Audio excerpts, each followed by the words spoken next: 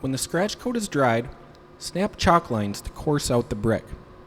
Snap chalk lines every 5.5 inches for new patterned brick and every 5 3/4 inches for used patterned brick. This includes enough room for 2 rows of brick and the grout joints.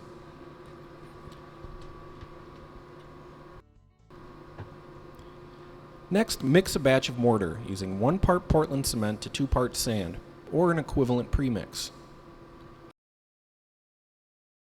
Start with the corners, alternating the long and short returns.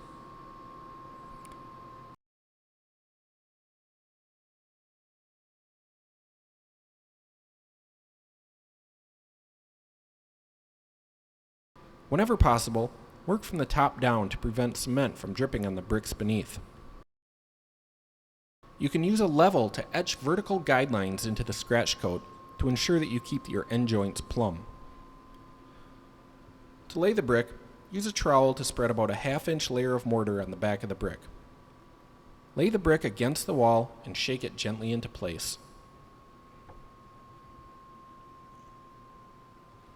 Lay alternate rows beneath each chalk line.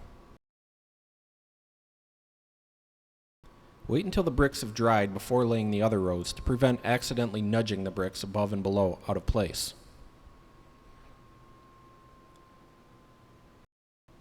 Now it's time to grout the joints.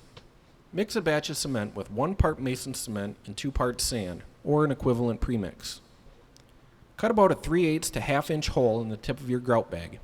It's best to start by cutting a smaller hole. You can always cut more later, but if the hole is too big, the cement will drip out and stain the brick. Fill your grout bag about half full with the grout mixture. Twist the top end of the bag and squirt some grout back into the bucket. This will prevent air pockets from causing the grout to accidentally squirt out explosively. Keeping the top end of the bag twisted, gently squeeze the grout into the joints. Fill all the gaps between the bricks with about a 1/2 inch layer of grout. The grout will tighten and seal up the area around the brick. Let the grout dry until it is firm but not solid. You want to be able to push on it without leaving fingerprints, but don't let the grout dry fully or it will be very difficult to strike.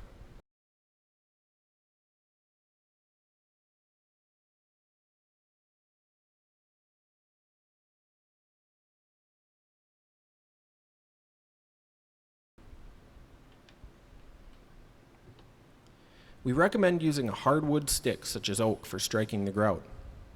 Keep the sticks square by cutting the ends off of them if they get worn down. Striking the grout gives your project a finished look. Use your striking stick to scrape along the joints until your grout has a clean, even look to it. The grout should crumble away like sand.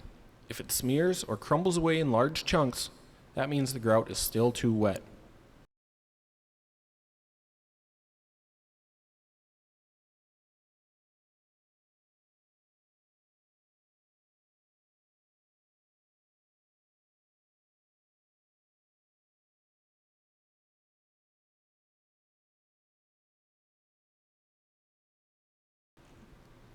Finally, use your soft bristled brush to sweep the excess grout off the brick.